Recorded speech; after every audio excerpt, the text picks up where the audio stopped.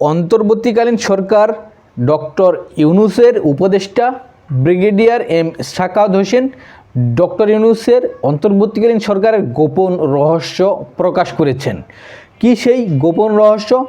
Brigadier Sakhawat Hossain বলেছেন, অন্তর্বর্তীকালীন সরকারের বিভিন্ন সিদ্ধান্ত উপদেষ্টা পরিষদে গৃহীত হতো না। সেই সিদ্ধান্তগুলো কোথায় গৃহীত হতো?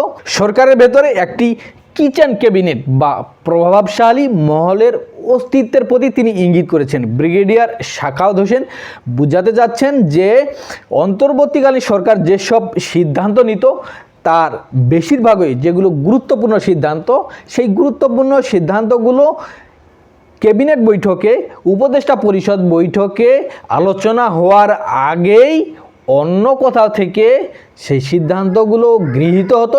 এখানে এসে শুধু নামকাওয়াস্তে বাস্তবায়ন হতো যে উপদেষ্টা পরিষদে এই সিদ্ধান্তগুলো নেওয়া হইল। অর্থাৎ উপদেষ্টা পরিষদের বাইরেও ডক্টর ইউনূসের আরেকটি পরিষদ রয়েছে, গোপন পরিষদ, যে পরিষদের অস্তিত্ব সম্পর্কে বুঝতে পেরেছেন ব্রিগেডিয়ার সাখাওয়াত হোসেন, কিন্তু বাস্তবে তিনি জানেন না যে কারা কারা সেই ডিসিশন মেক করতো। অর্থাৎ ডক্টর ইউনূস যাদেরকে উপদেষ্টা হিসেবে নিয়োগ দিয়েছেন সেই উপদেষ্টারাও এসব সিদ্ধান্ত নেওয়ার ক্ষমতা রাখতো না। বাইরে থেকে সেই কিচেন ক্যাবিনেট যে সিদ্ধান্ত নিত সেই সিদ্ধান্তই বাস্তবায়িত হতো। অর্থাৎ একটা গোষ্ঠীর হাতে জিম্মি ছিল অন্তর্বর্তীকালীন সরকার এবং এই গোষ্ঠীটাই বাংলাদেশ সরকারকে পরিচালিত করত। বাংলাদেশকে কিভাবে চালাতে হবে, বাংলাদেশের কোথায় কোন নীতি বাস্তবায়ন করতে হবে, সেই সিদ্ধান্তটা নিত এই কিচেন ক্যাবিনেট। এখন বিষয় হলো সেই কিচেন ক্যাবিনেটের সদস্য আসলে কারা এবং কারা সেই কিচেন ক্যাবিনেটের দায়িত্বে ছিল। এখন এটাই বড় প্রশ্ন। যদিও ব্রিগেডিয়ার সাখাওয়াত হোসেন তিনি জানেন না, কারণ এটা পুরোপুরি এক রহস্য, কিন্তু অন্তর্বর্তীকালীন সরকারের সিদ্ধান্তগুলোর দিকে তাকালে দেখা যায় যে এই কিচেন ক্যাবিনেটের যারা সদস্য, এই কিচেন ক্যাবিনেটের যারা মেম্বার, তারা হচ্ছে পশ্চিমাপন্থী এবং তারা শুধু পশ্চিমাপন্থী নয়, বরং তাদের সাথে পুরোপুরি পশ্চিমাদের হট কানেকশন। তারা সেখান থেকেই মূলত এই সিদ্ধান্তগুলো আমদানি করত। আমরা যদি অন্তর্বর্তীকালীন সরকারের সিদ্ধান্তগুলোর দিকে তাকাই তাহলে আমরা দেখতে পাই তারা পুরোপুরি পশ্চিমাদের প্রেসক্রিপশন অনুযায়ী চলেছে। তারা একটা সিদ্ধান্ত পশ্চিমাদের সিদ্ধান্তের বাইরে নেয়নি।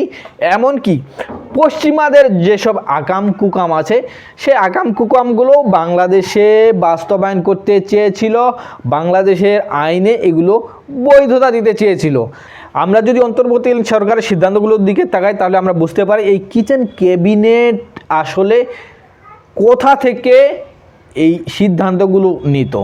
এই কিচেন ক্যাবিনেট সরাসরি পশ্চিমা দেশগুলোর সাথে কানেক্টেড এবং তারা তাদের সিদ্ধান্ত মোতাবেক বাংলাদেশে এগুলো আমদানি করতে চেয়েছিল। যেমন বাংলাদেশে তারা সমকামিতাকে বৈধতা দিতে চেয়েছিল, তারা জোর করে বাংলাদেশে সমকামিতা আমদানি করতে চেয়েছিল। এমনকি তারা বাংলাদেশে ইতিমধ্যে ডক্টর ইউনূসের সরকার সমকামিতাকে নর্মালাইজ করার জন্য যা যা প্রয়োজন সব কিছু করেছে। তারা পুরস্কৃত করেছে, তারা সমকামীদেরকে তারা হাইলাইট করেছে, বাংলাদেশের সাধারণভাবে তাকে এটা নর্মালাইজ করেছে। বাংলাদেশের ট্রান্সজেন্ডার যে ব্যক্তি সেই ব্যক্তিকে তারা দিয়েছে অদম্য নারী পুরস্কার। তারপরে তারা বাংলাদেশের বন্দরকে পশ্চিমাদের হাতে তুলে দেওয়ার চক্রান্ত করেছিল। বাংলাদেশের শিক্ষা ব্যবস্থায় সমকামিতা ট্রান্সজেন্ডারকে নর্মালাইজ করা হয়েছিল। পশ্চিমা ধাঁচের শিক্ষা ব্যবস্থা বাস্তবায়নের চেষ্টা করেছিল, যেখানে পশ্চিমা অপসংস্কৃতিগুলোকে তারা বৈধতা দিতে চেয়েছিল। তারা বাণিজ্য চুক্তির নামে আমেরিকার কাছে বাংলাদেশের সার্বভৌমত্ব বিলিয়ে দিয়ে এসেছে। তারা চুক্তি পর্যন্ত করেছে নির্বাচনের মাত্র কয়েকদিন আগে।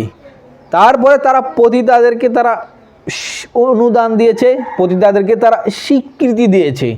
তারা বাংলাদেশে স্টারলিংক নিয়ে এসেছে। তারা বাংলাদেশের সেনাবাহিনীকে নিয়ে তারা বিভিন্ন প্রপাগান্ডা চালিয়েছে, বাংলাদেশের সেনাবাহিনীর বিরুদ্ধে কুৎসা রটিয়েছে, বাংলাদেশের সেনাবাহিনীর বিরুদ্ধে বাংলাদেশের মানুষকে দাঁড় করিয়েছে।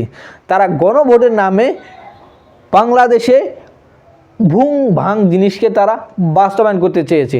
তারা ভালোর মধ্যে কিছু জিনিস ঢুকিয়েছে, যেমন গণভোটের মাধ্যমে তারা সমকামিতাকে এখানেও নর্মালাইজ করার চেষ্টা করেছে, বৈধতা দেওয়ার চেষ্টা করেছে।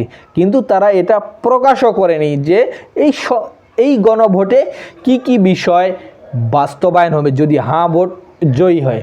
এদিকে আবার তারা উচ্চ কক্ষ করেছে যে পরবর্তীতে নির্বাচন দিলেও যেন এই উচ্চকক্ষের মাধ্যমে এই এনজিওগুলো, এই পশ্চিমাপন্থী লোকগুলো বাংলাদেশের সরকারের উপরও ছড়ি ঘুরাতে পারে।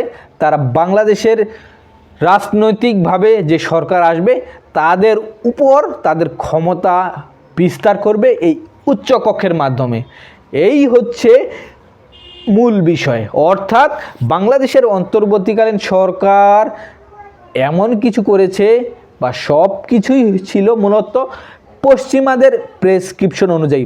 আর এই পশ্চিমারা কারা এটা আমরা বুঝতে পারি ডক্টর ইউনূসের এই সিদ্ধান্তগুলোর মাধ্যমে। অর্থাৎ ডক্টর ইউনূস পশ্চিমাদের হাতের পুতুল মাত্র, তাই তাকে নোবেল পুরস্কার দেওয়া হয়েছিল, তাকে সেভাবে তৈরি করা হয়েছিল বাংলাদেশের ক্ষমতায় বসানোর জন্য, বাংলাদেশের মানুষের জন্য, বাংলাদেশের মানুষের অধিকার আদায়ের জন্য ডক্টর ইউনূসকে তৈরি করা হয়নি। পশ্চিমাদের হাতের পুতুল হিসেবেই ডক্টর ইউনূসকে তৈরি করা হয়েছিল।